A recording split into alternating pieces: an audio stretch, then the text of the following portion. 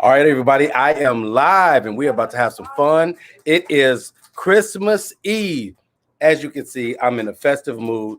I'm sitting in the house and I have my Christmas hat on. The Christmas tree is behind me and I am ready to have some fun with you guys. I got a great show lined up for you tonight. It's going to be fun. It's going to be filled with laughter and a couple of drinks as well. So you guys hang in there and get ready because we're about to kick the Simeon Henderson show off. And you know how we do it. It goes a little something like this. Let's kick it.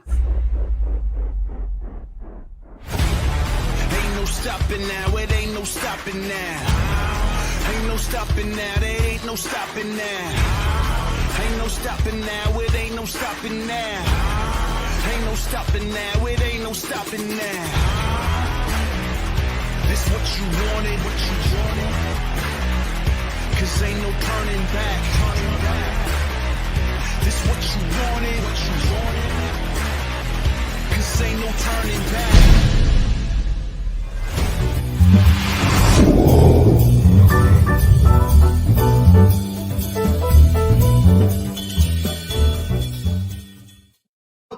All right, everybody, you're watching the Simeon Henderson show where we are giving a voice to the people. You will hear some people in the background because I'm actually with some of my family right now, and I might have them pop in at some point, but I don't know when. But we have a great show lined up for you tonight. I have the one and only B. Cole. B. Cole, the comedian, will be on the show tonight. I'm going to show you some clips, but before we get started, I just want to talk to you guys for a minute. I know it's Christmas Eve, right? I don't know what you're doing. If you're doing anything, you should get you something to sip on. This is actually Coca-Cola. I'm trying to fool people and make you think it's a real drink, but it's actually Coca-Cola. So, that's good. And not only that, it's Coca-Cola, but I'm just having a good time tonight. And I'm ready to have some fun with you guys. I'm ready to bring on my guest. He is, man, I don't even know how to explain this guy, but I'll just say this. Ladies and gentlemen, tonight on the Simeon Henderson show, I want you to get ready to laugh out loud because my good friend, comedian, writer, director, and producer, Brandon B. Cole, is a friend of the Simeon Henderson show. He was actually on my first show. And B. Cole, he starred in and wrote the feature film, A Get Together, that starred a lot of people and gave them their start. And it's been showcased nationwide. And he won the Best Independent Film Award in 2005 for Chicago Comedy Award. And additionally, in 2005, B. Cole received the Robert Townsend Award for his sketch comedy, The B. Cole Show. And he's best known for, it's another one, I'm in Love with a Crackhead. That was super hilarious. And I'm just telling you, he's traveled the world, military bases and different things like that. But what I want to do is I want to show you who B. Cole is as I get ready to bring him in. Check him out. Always wanted to be a comedian. On the south side of Chicago, growing up in the Wild Hundreds, man, I grew up between both sides of the game, GD folks and Vice Lord. I didn't want to join either, so I had to be the funny man. Yeah. Make the thugs laugh, they won't mess with you. Going through high school, class clowning. At the age of 19, I decided I wanted to do stand-up comedy. Yeah, pick up the microphone for the first time. And the first comedian to ever introduce me to the stage was Bernie Mac. But then time went on, and I was able to get a television appearance at the age of 20. Yeah, that's when I was introduced to the world through BET Comic View. But I wanted to escape the limelight for a little while, you know? Get behind the scenes, go behind the cameras. Started this thing at 19 years old, didn't know shit. Now here you are. Comedy is my life, and I am comedy. So welcome back, comedy. Ladies and gentlemen, are you ready? Ladies and gentlemen, are you ready for the man of the hour? Chicago, Illinois, please welcome the man of the hour, B. Cole.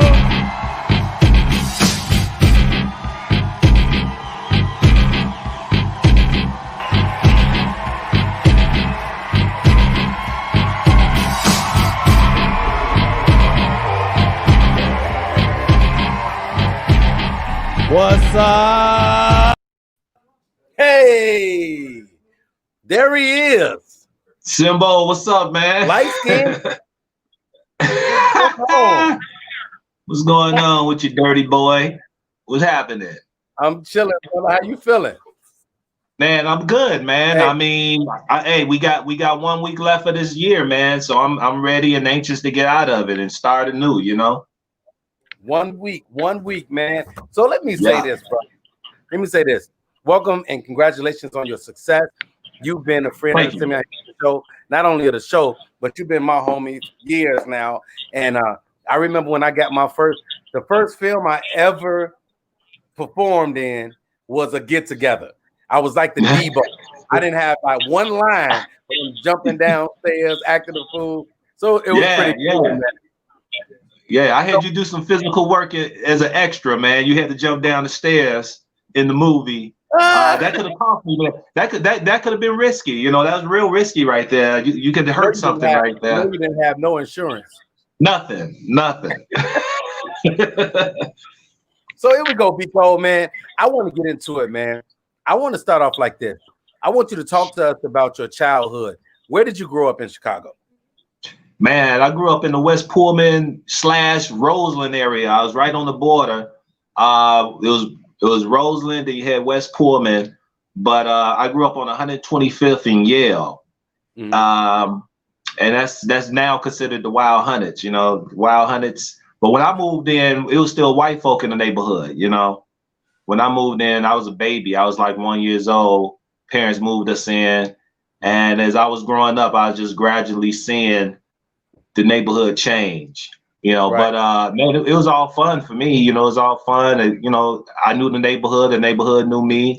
And man, like I said, it was gangs on the South Side, and happened to be, I was in the middle of 2 rival gangs, you know, but I was friends with gang members on each side. And I just kept that friendship through humor, you know, just always made people laugh, you know. Let me ask you this. Did you ever try to join one of the gangs? Because I could totally see them turning you down because you was light. No, they turned me down because they knew my dad. My dad didn't play, bro. My dad is from Argyle Gardens. Oh, you know? Yeah. My mom and dad are originally from Argyle Gardens, man, and they got out the gardens and we moved to like a nice neighborhood in the hundreds.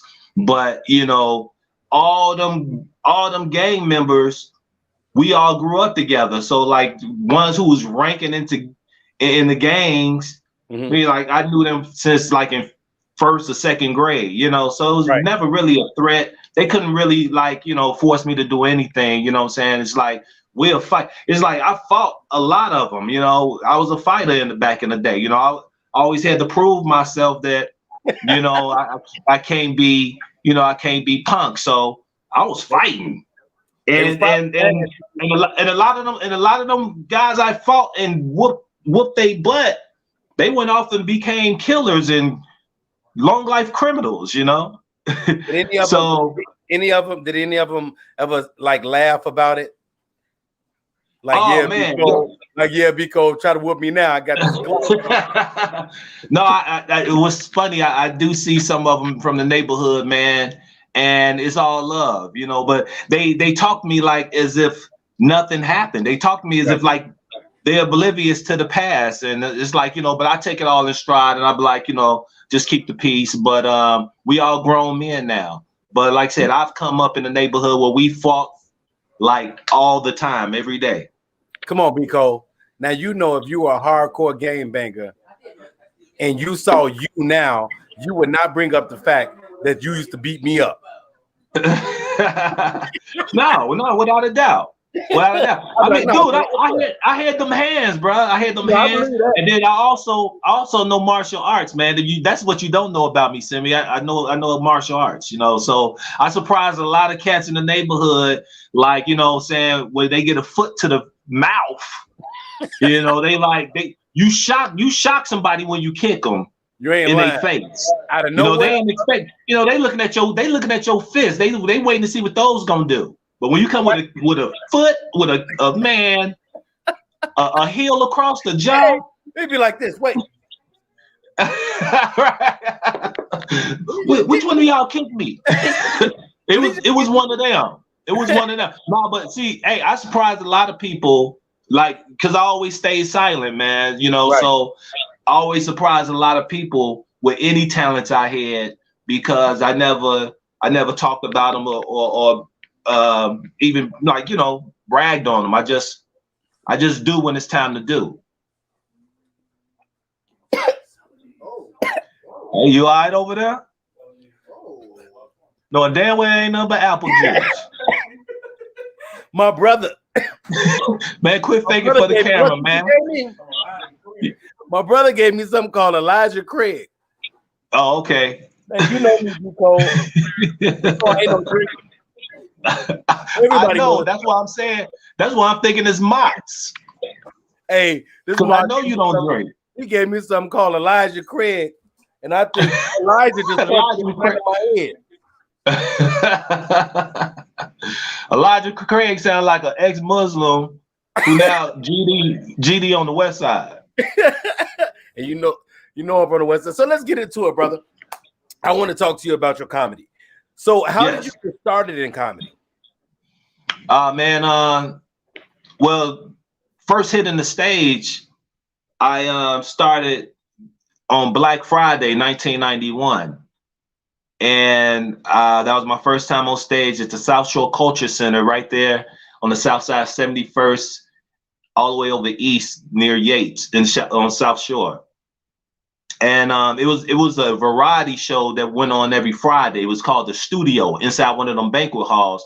And it was a variety show going on every week. And I was one of the comedians. It was like me, even Godfrey. Godfrey was there the first time I performed. And we started together. So that's where a lot of, that's where I went. That's why I went, because I wasn't ready to go to the comedy club or nothing. I wanted to hit one of them variety shows. But I also observed the environment and the atmosphere. 3 weeks before I got on stage, I was going to watch and just check out everything and see the competition. And then I was ready on Black Friday, 1991. Okay. And man, my first joke was, man, hey, I'm a young black male, just finished college, get up for a black man, and everybody clapping. And I'm like, well, I ain't graduate, just finished going. And that was right. And that was the first joke I ever done ever. And once that got over, that gave me the confidence to go on. I was like, okay, cool. I know how to get them, Right. That's cool. And people don't realize, man, being a comedian, if you're on that stage and you happen to say a joke that's not funny, you can't stop. You have to find those moments to keep going and build and do something different. What was it like for you? When you first started, did you ever have a moment where it wasn't funny and you had to rebound? Yeah, but you know what? The thing is this, I learned the technique of being funny without being funny, know, and that was the thing where if it's not funny, if you don't get the response, don't switch up your energy, just keep it moving and go on to the next joke. And don't let, because some people when they tell a joke, they pause and wait for the laughter and the applause. But when you tell a joke that doesn't get a response or doesn't get a laugh, just keep it going. Don't break, because when you break, you allow that dead air and you get people to think like, oh, that's supposed to be a joke. Oh, and then then you'll get that laugh of, oh yeah, that shit wasn't funny laugh. Right. Right. So when you talk about comedy, what were some of the challenges in performing in front of a live audience that you faced when it came to getting up? Because I know you practice your craft. I know you got ready in front of the mirror, maybe in front of your family or whatever have you. But when you got up in front of that live audience, what were some of the challenges that you faced? Man, the thing with me, when I got on that stage, I just totally blanked out. Like I would look over the audience heads. I wouldn't make eye contact. I'll just look at the back wall and I'll perform. So I totally psych myself out and just do it. And sometimes I don't even hit a response because I'm so in my head just getting through the routine. And then I wouldn't even hit a response. When I get off stage, I have to ask somebody over like, man, you know, were they laughing? And they'd be like, you know, like, come on, dude, seriously, you didn't hear that? I'm like, you know, it's a method to my madness. So I was doing that in the beginning until I was able to be comfortable and, you know, sync it all together. You know what I'm saying?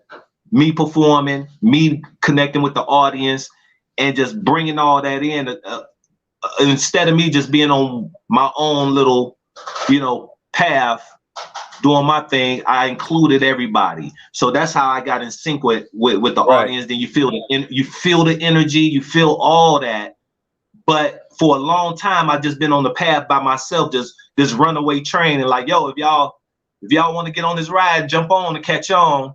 But now I just coast down the track, make stops, let people on, coast, you know. So you get comfortable as you go. Cool. And speaking of getting comfortable in front of the crowd, I want to show everybody a clip of B. Cole doing this thing. Check him out. This next brother coming to the stage, he's dope. I've been performing with him many years. One of Chicago's finest. They got some of the dopest comedians in the world that come out of the shy. This brother is Cole. Y'all show some love one time for B. Cole. Milltown, what up, Milwaukee? Make some noise. Today was a good day. Play it, man. You gotta tell yourself that every day. Today was a good day. Mine is powerful. You tell yourself it's a good day, you're gonna have a good day, you know what I'm saying? I'm from Chicago. Anybody from Southside Chicago? Good, because I need a ride home. Only got one-way ticket, Megabus, that was it. So I see who's going my way.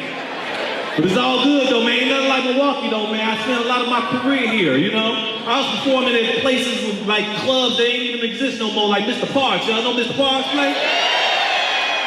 Or over on North Avenue? Oh, we was in the hood too doing comedy.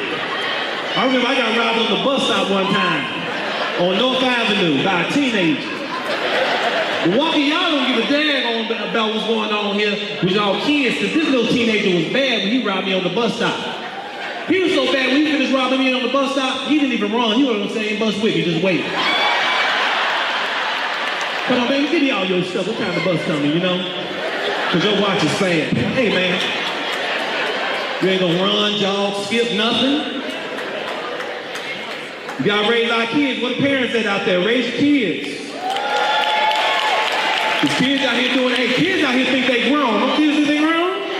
The only kids think they grown. Kids look grown now, don't they? When I was 11, I looked 11. These kids now got beards and muscles, walking around with little blunt cigars out their mouth, look all stretched out in the face. If these just little girls, I'm talking about these little girls. Yeah, it's that bad. You're like, hey, little girl, I'm like, making the hell on out my face. I don't even know you, fam. Who you, man? Stranger danger. I don't even know you. You 30 years old. I'm a little girl. I'm 11. This don't even look right, sir. I am a girl. Stranger danger. You a grown man. You talk to a little girl. This don't even look right. You got me late for work right now.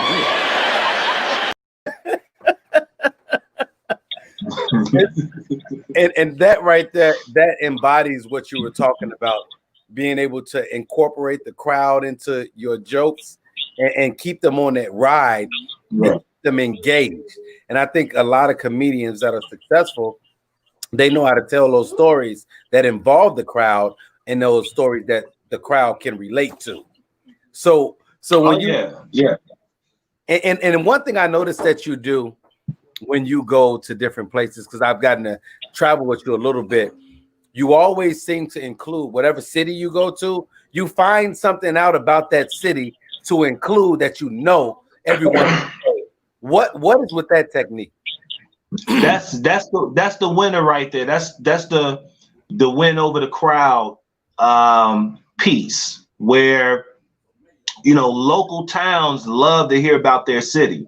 And if you mention a city that relates to the joke, it's gonna do well. Like if I say I'm going through a bad neighborhood, I ask a local there, or someone or the promoter, like, yo, what's the bad neighborhood in the city that no one wants to go through, no one wants to go around, and they'll say it. So once you say it on stage, you're gonna get it like, ooh, wow, you're gonna get the shock. And they'll be even, shocked that you even know of that place, or even said you've been over there, So yeah, that's what that is. It's a lot of different techniques to win the crowd over, or get the crowd over. So once you get them on your side, you got them. You got them for the whole ride. So you still been doing the comedy, man, during the pandemic. You've been finding ways to do sketches and put them up to still bring the funny to people, which is so important right now because there's so much going on. How have you been able to keep comedy alive during the pandemic? To tell you the truth, it's exhausting. Cause I got my problems like everybody else, but the thing is like, for me to spread that, to use my creativity, man, and just want to share with everybody, is definitely needed, and this is therapy for me, therapy for me to do comedy, to go out and get on the microphone. I hit a couple of mics that were open, and like I said, everyone still staying safe and practicing social distance. Like I even perform with a latex glove on the microphone, so I'm performing with fingers all in my face, I'm like this. So yeah, so it's definitely needed, man, but it's more for me as well. But I have put out comedy sketches, got a crew together of guys, man, who I find is real funny, I can work with. And we take precaution, man, and film during this time. But I think it's the perfect time to make people laugh, for sure. Yes, because comedy is therapeutic. It's one of those things where you can be having a bad day and you can be going through some terrible times. And if someone can make you laugh or say something funny that you can relate to, it kind of breaks up the monotony and lightens the mood. And I think people need to learn how important comedy is. Like the saying, live, laugh, and love. Living and laughing brings love, or love brings laughter. So it's one of those things where the comedy is so important right now. And when you talk about that, you define your comedic style as box cutter comedy style, right?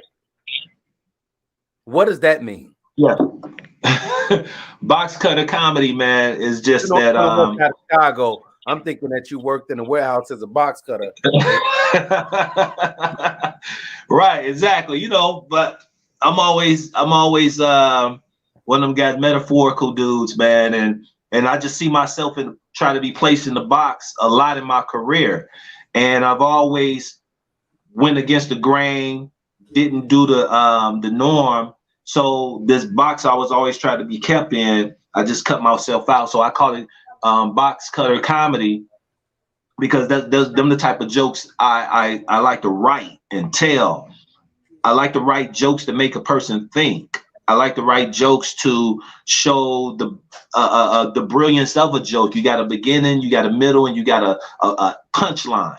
I like to show the whole structure of my writing by performing on that stage. And it's just not the typical, I don't consider it the typical comedy show. It speaks. You gotta see it, just watch it. And for those of you who don't know, B. Cole is actually the one who gave me my first start stepping on the stage doing comedy at Page back in the day. And yeah, it's so funny. You're a great writer. And when you would show me something, I would take it and it would be successful. But some of the things you would say to me, I'm like, what? Why do I have to do all of that? But just being a student to the game, learning to take those steps and go through the process is what helped me to learn how to be funny. And my whole thing was, and you had taught me that all I needed to do was be myself and be likable. And then once you're likable and you tell a funny story, it's gonna go over well. And I think that's something that people got to understand too. You're a teacher. I think you can be the next Byron Allen. You know that. You know everybody love Byron Allen. Everybody love him. You know. I don't know.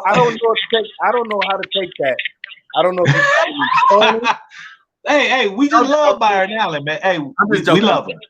But the thing is, that's the thing, man. Be likable. Come out and be yourself. Don't.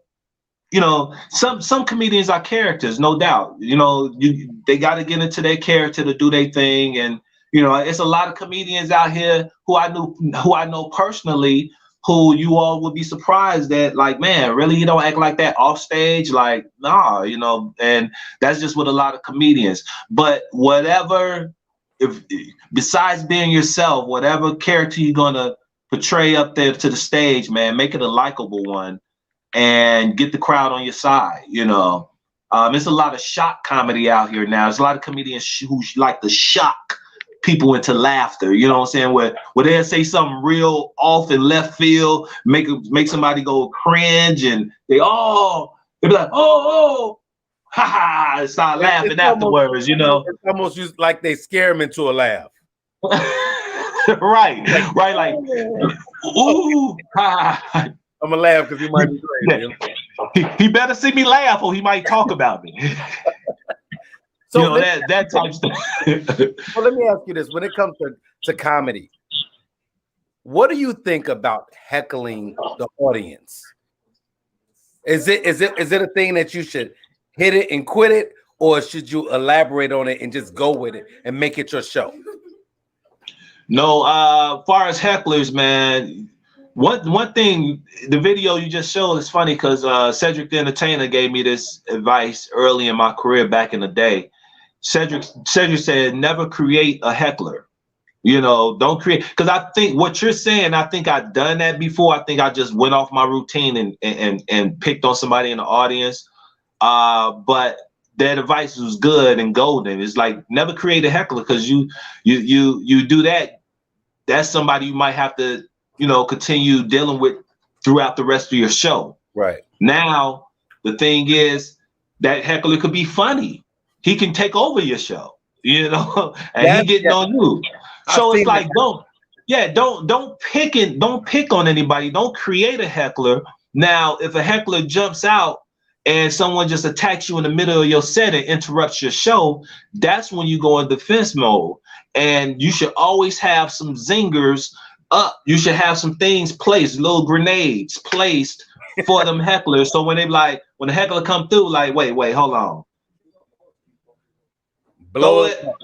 Boom. Now, as I was saying, you know, you gotta do that. So you gotta have structure to a routine. You gotta kind of know how your path is gonna go in a routine of a set. You gotta have things in place. Just like if you're ready for war and all that, man, ready for battle, you got things in place. So, you know, once you get to this point, it may be some situation over here, but I got this to cover it. So it's a technique to it, man. Doing it for so many years, it's a structure to me. It's more than just being funny. It's an entire infrastructure, you know. Excuse me. And when you talk about comedy, we know how comedy can be. Comedy, you could be super hot 1 minute, it could get slow, then pick back up, and different things like that. What other ventures or business ventures have you embarked on while you're a comedian? Because you are your profession is you're a comedian, but there are other things that you do as well. So tell us a little bit about that. Man, like I started doing I started filmmaking. I'm also a filmmaker, did a few movies. starting comedy in 91. I've shot my first short film in 99. You know, like, so I just, you know, I always wanted to, you know, have my, you know, foot into movies. So I wrote a script. Didn't have enough money to do the entire script, but I had just enough money to get some friends together, and we had a camera, and we just shot a short film. And that movie is called I'm in Love with a Crackhead. And that movie is available right now. My very first short film is on my YouTube channel, Be Cold Films. Go to Be Cold Films, and you know, you'll see I'm in Love with a Crackhead along with a lot of other material. But yeah, I got into wanting to do films, man. I think that was the main reason. I think that was one of the reasons I got into comedy too. Yeah, to make the transition into movies, I got into, because I wanted to be an actor from the get-go, you know, but I didn't want to go to acting school. And, you know, I just graduated high school. I was like, man, I ain't trying to be in no class no more. Doing, I'm thinking like, you know, real ignorant. But I was like, man, I ain't trying to sit in no class. I'm gonna get my lessons, and I'm gonna sharpen my skills on stage. And that's how I became a comedian, to become an actor. But the comedy just, you know, it took over. That's what's up. So when you and the comedy people, one thing I want people to understand that don't know about you is that you're like a brilliant writer. Thank you, bro. That you've written, and I'm like, what's wrong with him? I watched something that popped up on my feed, Strangulation Records. Oh yeah. Oh my God! I think I sent you a text message. I was like, dude, what's wrong with you? It's where I really admire people like that. That you guys that like it. I can write, but I don't write that kind of stuff. That you had that mindset where you can go and be another person, or you can take a situation and totally revamp it and make it something that's funny. So where did that come from? Where did your love for writing come from? Oh man, you know what's so crazy, man? It got to start way in elementary school. I used to we used to always have to write compositions. You know, I went to a Catholic school from first grade all the way through 8th grade. I was in Catholic school, shirt and tie, my whole childhood. But we had some fun classes and assignments, man. And my favorite time of the day was to write compositions, write stories, create your own story. And I used to write and be so creative where the teacher really enjoyed my stories, had to, you know, pull me to the side, like, man, like asking questions like, man, you know, so what happens next? And, you know, you left me with a cliffhanger, you know, so the teacher wanted more. So I kept writing like that. And then I also draw. I like to draw. I used to draw a lot as a kid. So I also used to sell comic books. I used to create comic books, and I used to draw my own character. I had my own little universe. I had like my Marvel universe, my DC. I made up my own superheroes, everything. I drew them. They had characters. They had their own look, and I was selling them in grade school as comic books. So that's where a lot of storytelling came from through grade school. Just, you know, telling stories in comic books along with the characters I created. So that was something I've done all the way up to maybe like high school. When I became a freshman in high school, I thought I was too grown for that, and started dealing with high school stuff, you know. So here's a question that I have as we get to it's always a pleasure talking to you, man. I look at the time and I'm like, man, 35 minutes went by already. Oh, wow. Yeah. Who were some of the comedians that inspired you to want to do comedy and go further in comedy? Oh, wow, man. Well, I say this in every interview. Hope he gets to see the interview sometime and know the influence he is in my comedy career, in my life. I got my sense of humor, always listening to Richard Pryor, of course, Eddie Murphy. But the person that made me want to hit the stage and get on stage and do comedy was Damon Wayans. Damon Wayans from the Wayans family. Yeah, man. when I first saw him, man, he had an HBO special, was only 30 minutes, and he wore all black. And this was before In Living Color. This before all the things he done. So no, you didn't even know this dude's name, and he was killing it. And one of my homies was sitting next to me, man. Like, look, I'm like 17, 18 years old, and my homie was like, "Hey, man, B, he reminds me of you." And when he said that, I was like, "Yo, what? Really?" I like, is that what you see?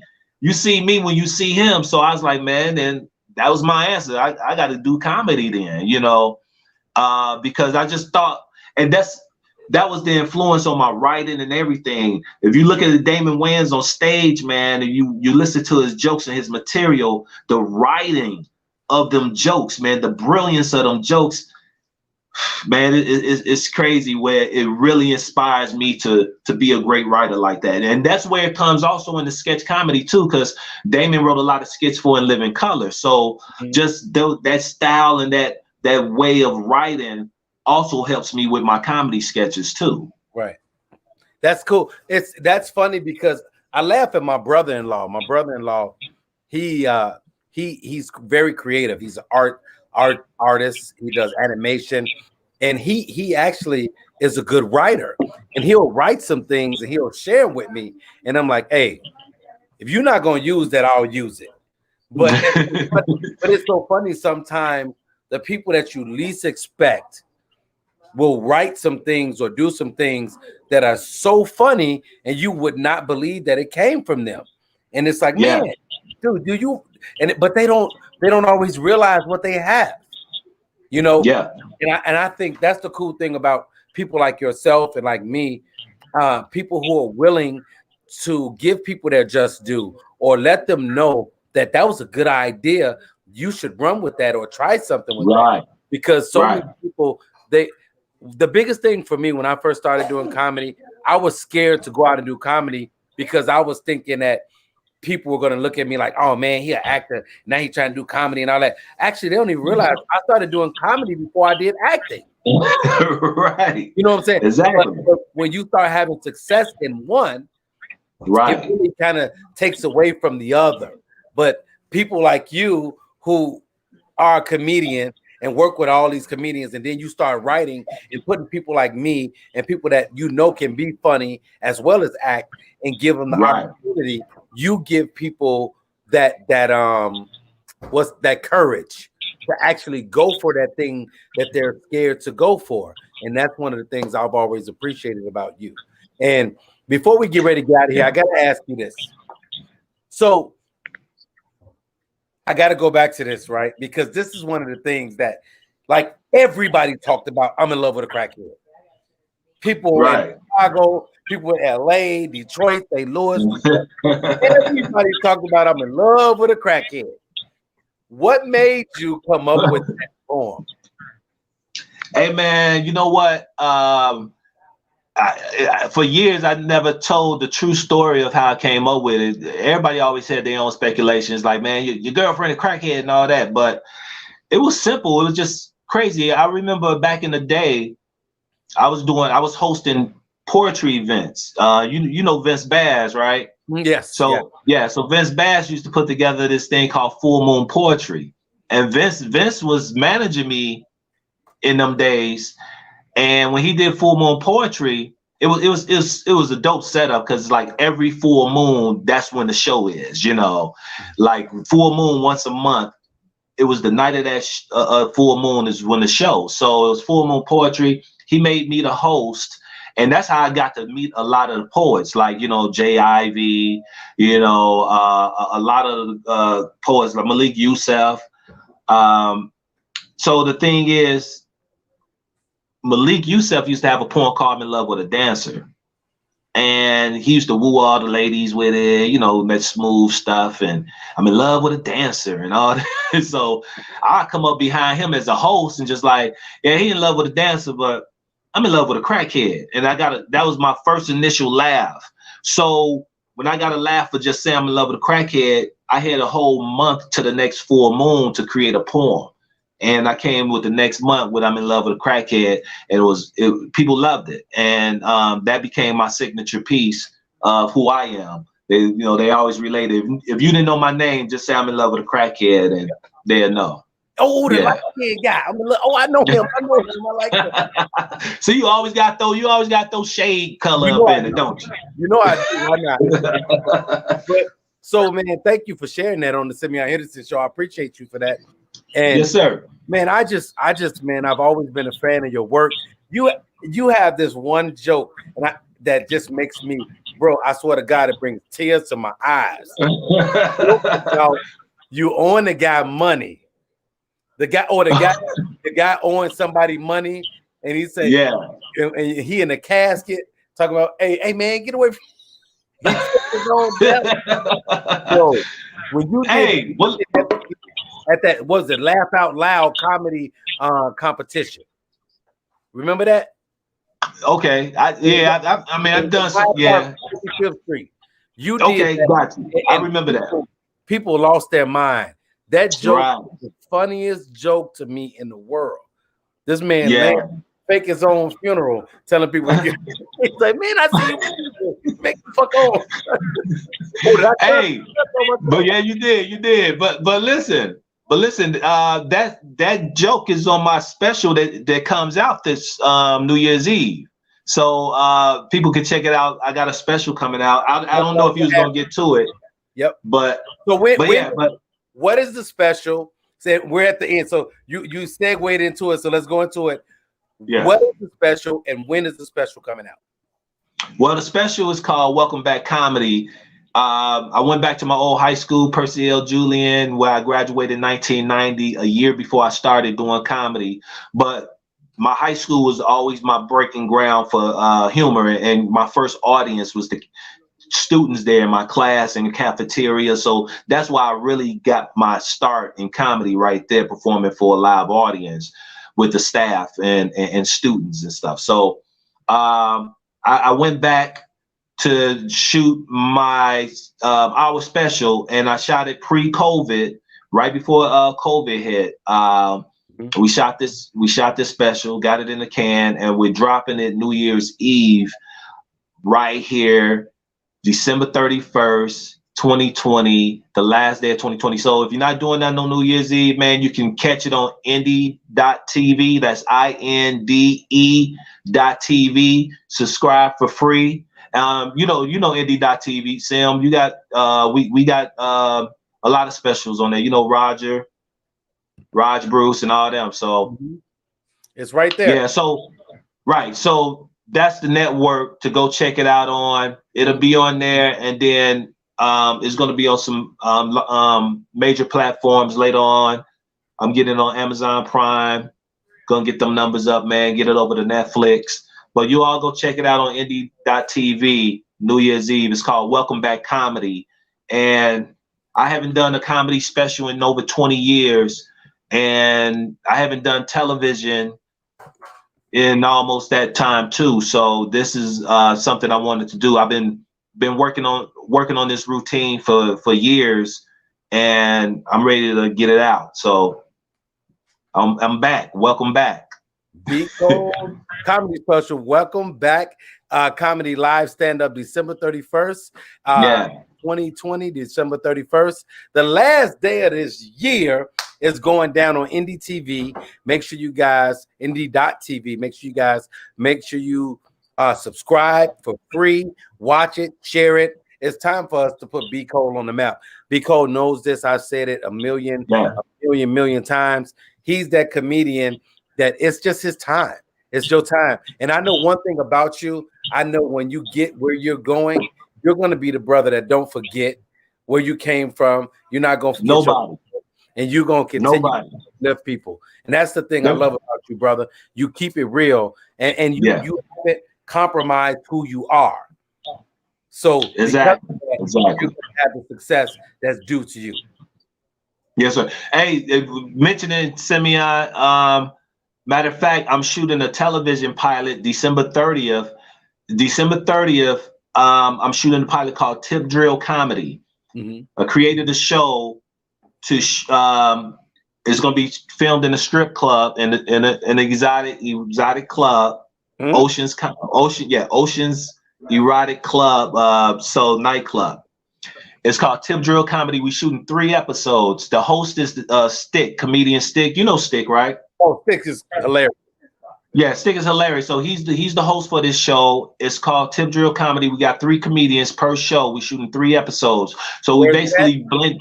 It's December 30th is the taping. So we taping 3 episodes, and it will be out in late 21. So y'all look out for that. So what I'm doing is getting a bunch of Chicago comedians and creating this show, man. And we got Corey Bell on, we got Leon Rogers, we got Marilee, Mike Samp, Dawn B, Marlon Mitchell, Erica Nicole Clark.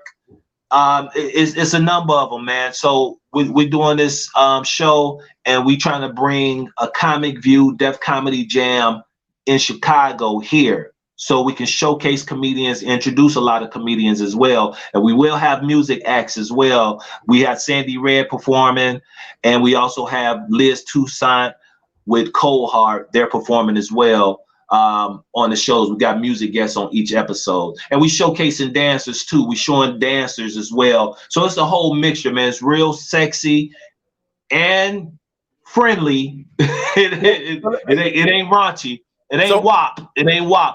But my sister likes that WAP. Yeah. She like that video.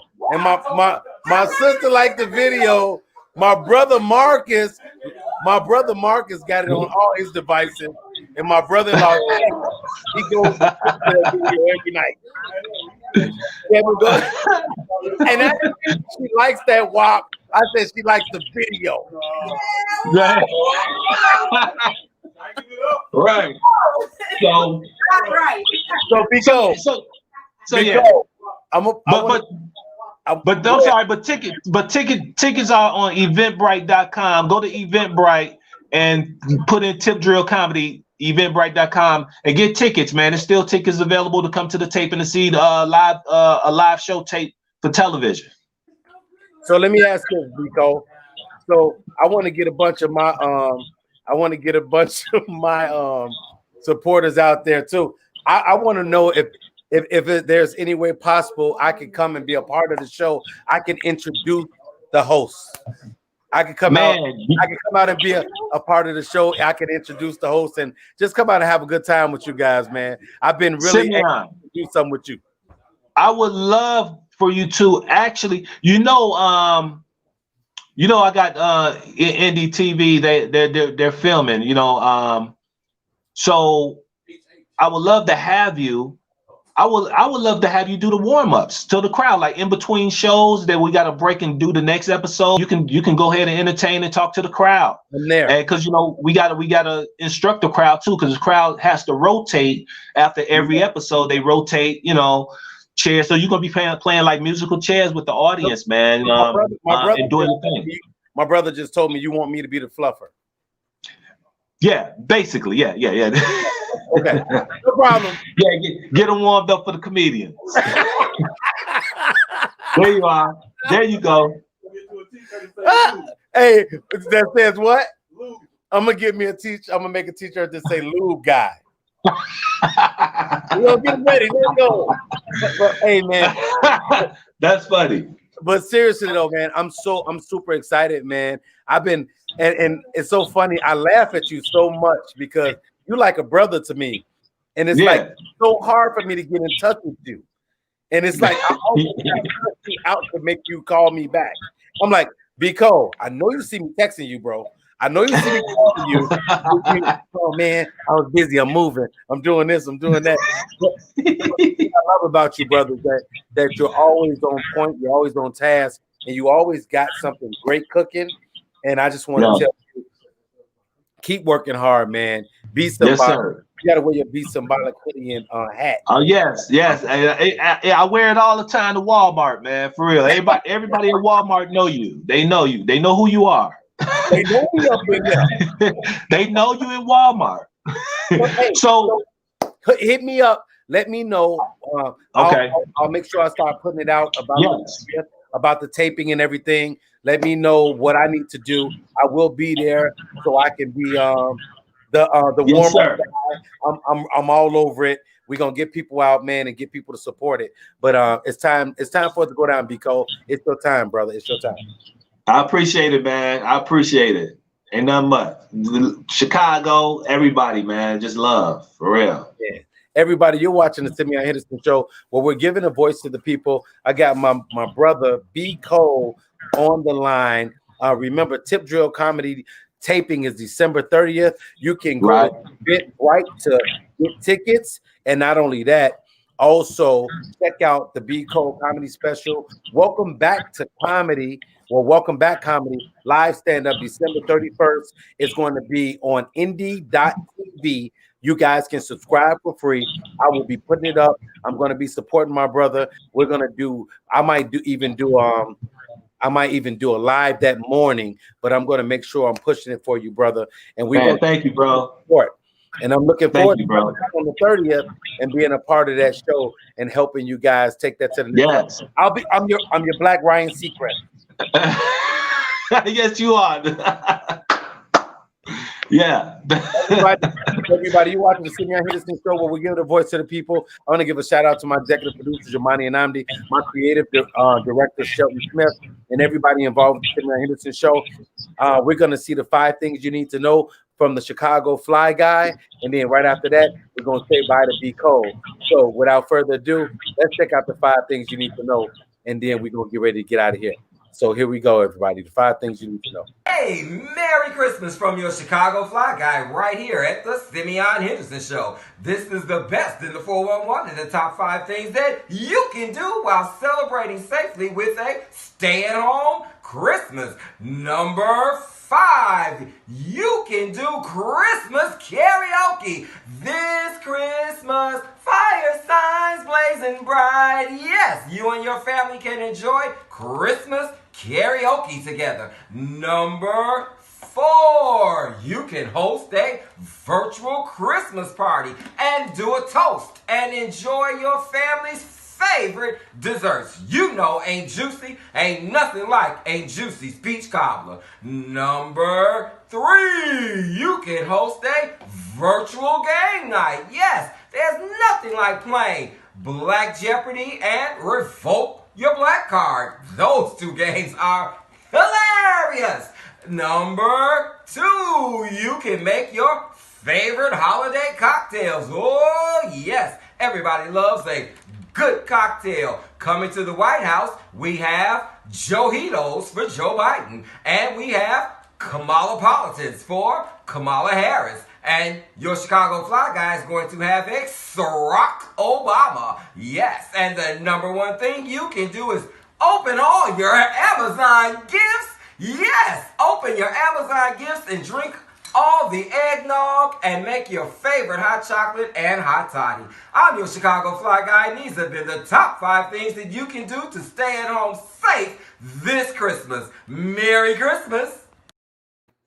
All right, everybody, you watching the Simeon Henderson show. We're giving a voice to the people. Hey, the Chicago.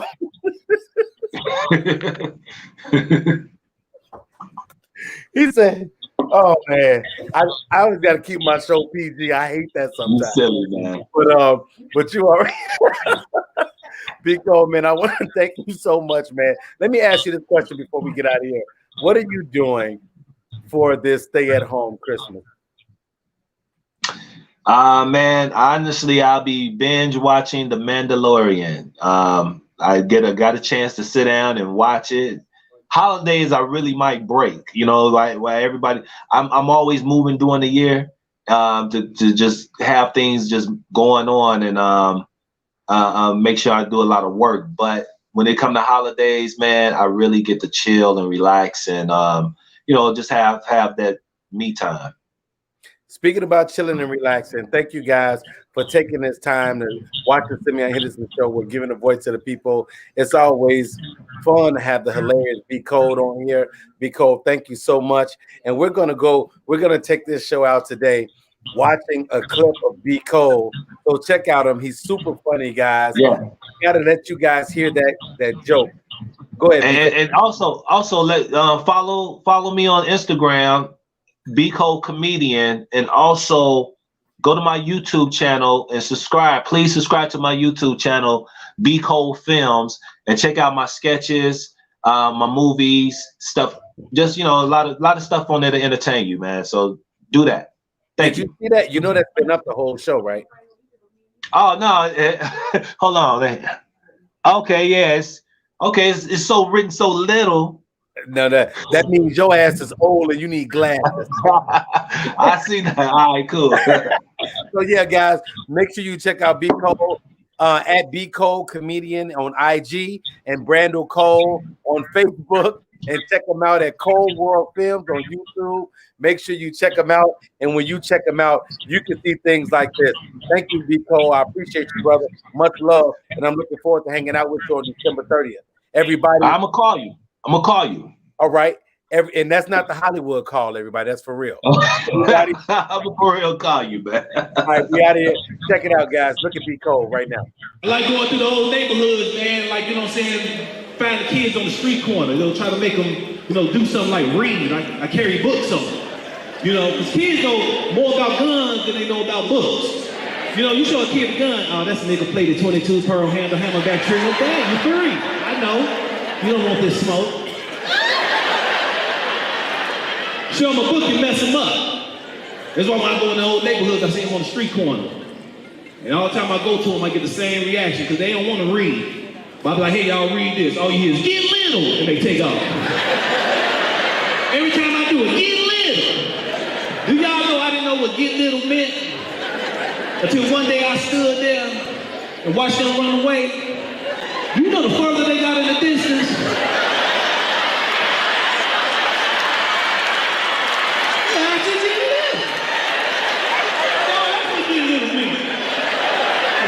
disappeared on me.